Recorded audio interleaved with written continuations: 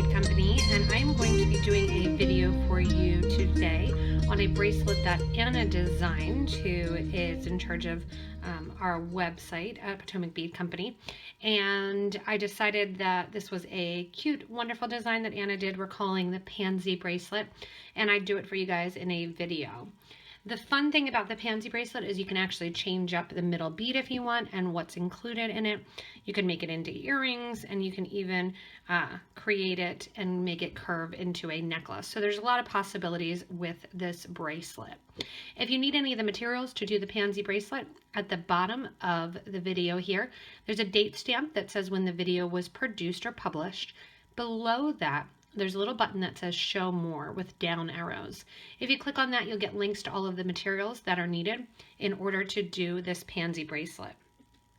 For the Pansy Bracelet, we will be using our exclusive RounDuo beads. So the RounDuos here that are in the Aqua Picasso and the Jet Picasso that Anna used, we're going to be switching out and making them look a little bit more floral. I'm going to be using, rather than 2 colors, 3 colors in purple tones to make the Pansy Bracelet. The 3 colors that I'll be using are the white Vega luster, which is that kind of purplish gold. I'll be using the pastel Bordeaux, which is the darker purple, and then the opaque lilac shimmer. And I'm just going to do a pattern of every 3 doing the different colors. For each component, you're going to use about 4 RounDuos. There's approximately 10 components for a 7-inch bracelet, 9 or 11 if you want to go smaller or bigger. So you're just going to times the number of components that you're doing per color times 4. So if you're doing 2 colors, you need 4 times 5, 20 of each color in order to do your 10 components divided by 3 or times by 3, vice versa. So I'll be using 3 colors of the purple in the RounDuo beads. Another nice idea, if you want to, is to get a mixed pack of the RounDuo beads, and that's going to give you plenty of beads because you get 75 in a pack. So you could do it all in one color or get one of the mixed packs. Although, just a warning, the mixed packs are not consistent with what they have. You could even do the petals of the pansy different colors in each flower. In the middle of the pansy is going to sit a pellet bead. The pellet bead looks a little bit like a dog bone or a little bit of a pinched-in trash can there. And Anna used the vintage copper color. I'm going to use the Aztec gold to sit right in the middle of the RounDuos. Other than that, we're using seed beads, both 8s and 11 seed beads. I'm going to be using the 8s in the white champagne color, or the white luster, or the ivory, kind of one of those white or light cream colors. In addition to that, I'm using 11 O's in the silver color, which is going to be the Duracoat Galvanized silver, to bring out the silver and gold tones in between. The 8 O's are going to sit between and on the sides, and then the 11 O's sit in the middle and along the edges. To clasp the entire bracelet, I'm using a cup button in the pastel Bordeaux color, which is going to match exactly to my beads. In Anna's clasp, she did a covered button. You can check out one of our other YouTube videos, a video that she did on how to cover these button shanks, and follow along with that tutorial if you want to add a button shank rather than a cup button. I'm going to be stringing the whole thing on a size 0.006 wildfire beading thread. I'm going to be using a white color thread with a size 12 needle. I always like to have handy with me a thread zap and a needle nose pliers. The needle nose pliers, I like the bent needle nose. It has a curve to it. You can use it to pull the needle through if it gets tight in any space. And the thread zap, once you burn the thread off the spool, it's nice to flatten out the thread in order to thread your needle. I also use the thread zap to burn down the threads at the very end of the project where the knot is, we burn down. Other than that, have a nice workable surface ready to go so you're not having a lot of things competing on your bead mat that you're working with. To get started, we want 5 feet of beading thread on our needle with a stop bead at the end of the thread. Create little piles of all of your beads depending on which colors you're using, and we'll get ready to get started. So to get started with the design, we're going to leave ourselves about a 10-inch tail because we're going to go back and put on the clasp closure. I'm going to use a bead that's not included in my project. and sew through that bead to make a stop bead. That will eventually come off the project and we'll add the clasp. So again, about 10 inches before the stop bead in order for us to add our button and our loop. To start the design, we're going to begin with our 8/0s, and we're going with the outer frame, working our way to the inner, to the pellet, and then back out to connector.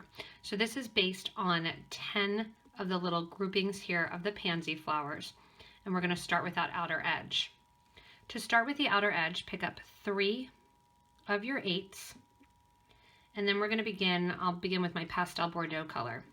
1 Pastel Bordeaux, 11, 8, 11, another Pastel Bordeaux, 3 more 8s, another Pastel Bordeaux because we need 4, and then 8, 11, or 11, 8, 11, and 1 more Pastel Bordeaux.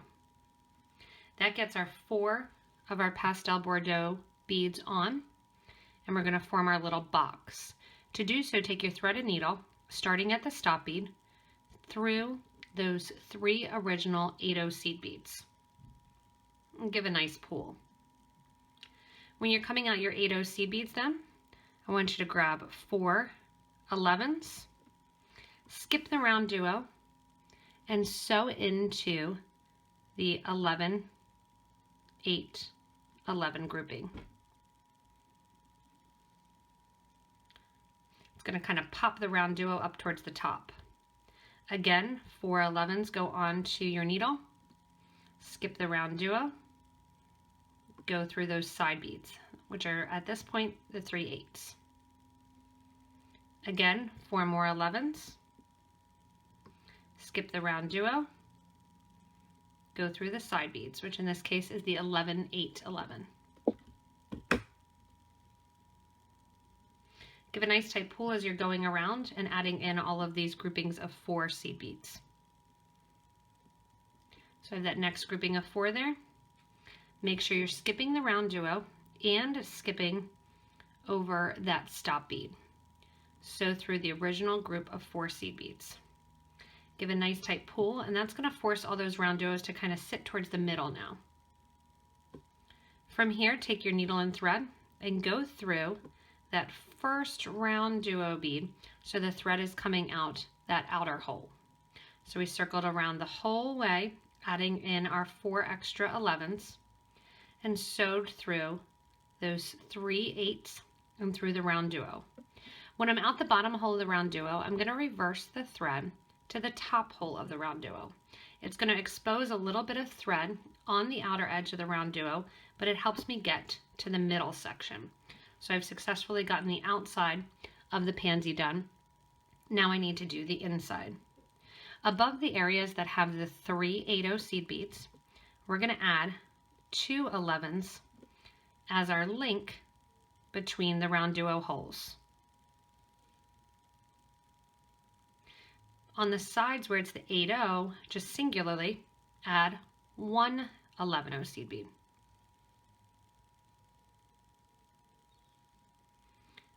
From here, near the grouping of 3, 2 11s, and then again near the 1 11/0 seed bead. Sew through the first original RounDuo as well as the first 2 11/0 seed beads. Give a nice tight pull. You can see that gets that whole base formed for our pansy. From here we get to drop in our Aztec Gold pellet bead. We're going to add our bead onto the needle, sew over to the next grouping of 2 11/0s at the top of the RounDuos, which are right across from the original 2. So back through that pellet bead and kind of push it down between the RounDuos.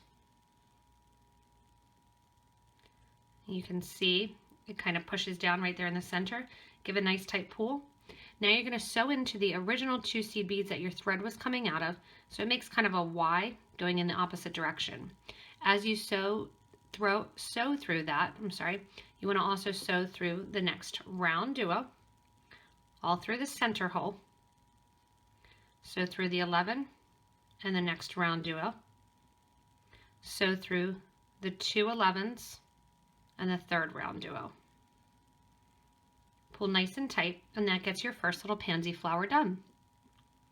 To progress then from one to the next along the link here, you want to go from the top hole to the bottom hole of the RounDuo, as well as through the 3 8/0 seed beads and out. Give a nice tight pull, and then we're going to do ladder stitch in order to get our next one in place. To do the ladder stitch, grab 3 of your 8/0 seed beads, sew back through the 3 8/0s that the thread is coming out of, and then sew through the 3 that you just added. Pull those nice and tight, and now we're ready to start again. So I'm going to do my next color of my pansy flower here. I'm going to pick up that Vega luster, do a RounDuo, 11, 8, 11, RounDuo, 3 8s, RounDuo, 11, 8, 11, and then my 4th RounDuo. From there, go back through the 3 8/0 seed beads that your thread is coming out of, and that creates your next loop. From here, we just continue. So the next thing to do is add your 4 11s, skipping the RounDuos. You're going to go through all the outer edge beads, around in a circle. Make sure you're doing a nice tight pull, so that way no extra thread is exposed. Add your 4 seed beads on, skip the RounDuo, go through the next set of seed beads. Again, create the sides of the flower, 4 seed beads, skip the RounDuo, through the seed beads. 4 more, skip the RounDuo, go through the seed beads. This time when you go through the seed beads, you're going to come out the seed beads and go through the first hole of that first RounDuo. Progressing up them, we want to go from the outer hole of that RounDuo to the inner hole, which is going to step up and put a little bit of thread on that outer edge. Again, where there are the 3 8/0 seed beads, 2 11s get placed through the next RounDuo. On the sides where there's just 1 8/0, 1 11 gets placed and into the next. From here then, 2 11s through the RounDuo, 1 11 through the RounDuo, and those 2 first 11/0 seed beads. Give a nice tight pull. Time to add in our pellet. Add the pellet onto your needle, through those 2 11s, pinch that pellet down in place. Coming out the 11s, go back through the pellet bead, and when you come out the pellet bead, you want to go into that same side, the far side of the 11/0 seed beads, also going through then the RounDuo, the 11/0 that sits on the side, the next RounDuo, the next 2 11s across from the pellet, and the next RounDuo bead. Ready to progress then, we're going to go from the upper hole to the outer hole of that RounDuo bead, and also through the 3 8/0s. From here, it's just that same continuation process. The next color I'll do is my Opaque Lilac, and then go back to the Bordeaux and continue on. You're going to continue again for approximately 10 of the pansy flowers, and then we'll get ready to put on our clasp closure.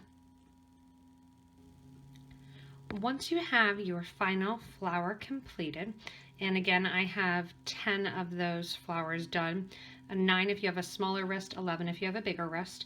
I'm going to go in and get ready to make my clasp. Do my loop and my button. Coming out the end of one of the flowers, just like if I was getting ready to do another flower, I am going to add my button. To add the button, I want to include 2 3 11-ohs, 1 8-ohs, and 2 more 11. Let that drop down to the base of the last flower and go up through the button. Coming out the button, go ahead and add an 11, an 8, and an 11, and go through the other hole of the cup button. That's just going to put those beads right on the top and add a little bit of that kind of soft color to the top of that Bordeaux cup button. Coming out the back of the cup button, add 2 11s, and sew down through the 8-0 below. After that, add 3 more 11s and circle through the 3 beads just like you would in your ladder stitch. Give a nice tight pull and bring that X closer to the project.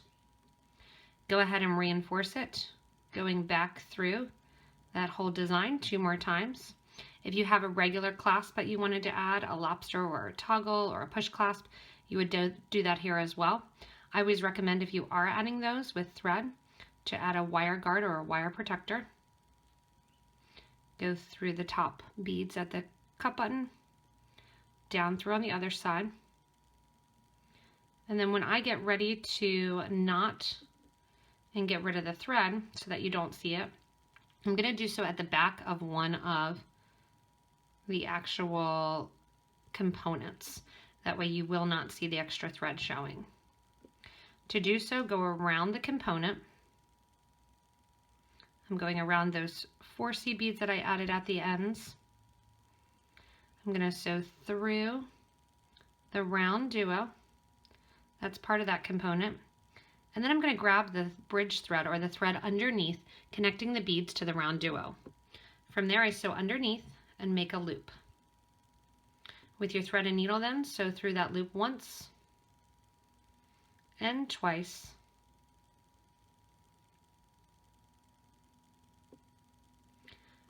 which is going to create a nice sewer's knot. Give a nice tight pull, sew through another place, and do one more sewer's knot. On the other side then, after I complete this, I'm going to take my stop bead off, put a needle on, and get ready to create a loop for my cup button to sit inside of. After you have your knots, you can grab your thread burner or your thread zap, burn down the thread, and then burn down the thread edge. If you can also take it to the back of the project so that you don't see that thread edge at all. There I have one side done, and I'll line up the other side, take off that stop bead, and get ready to make my loop for my cup button to sit inside of. To start the loop, I'm going to do it much in the same fashion, that I want 3 of my 11-ohs on, then 1 8-oh. After that, I'm going to alternate between my 11s and my 8s for about 24 beads. This is going to be my loop then for my cup button to sit inside of. After you have enough beads on that you know that you're going to be able to go around the button, you're going to go back through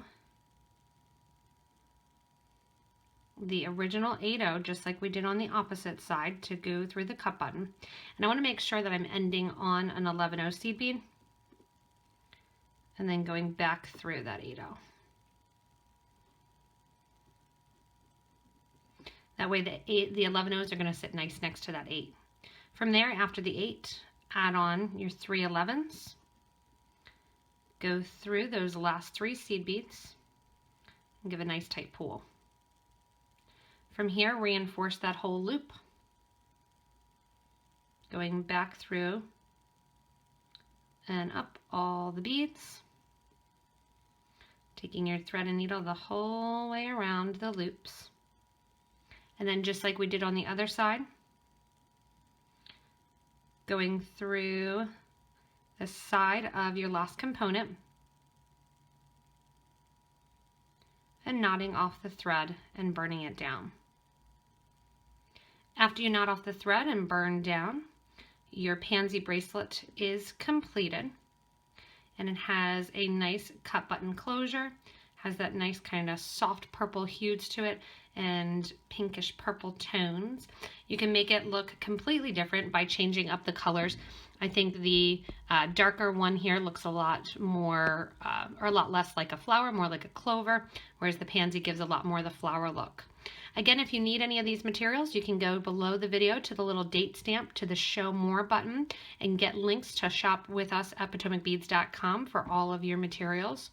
You can also go to the information in the top right-hand corner, as well as back to the beginning of the video where we list off all the materials.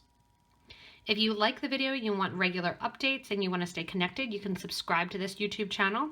In addition to subscribing to the YouTube channel, you can follow us on Facebook and on Instagram and Pinterest, as well as at PotomacBeads.com.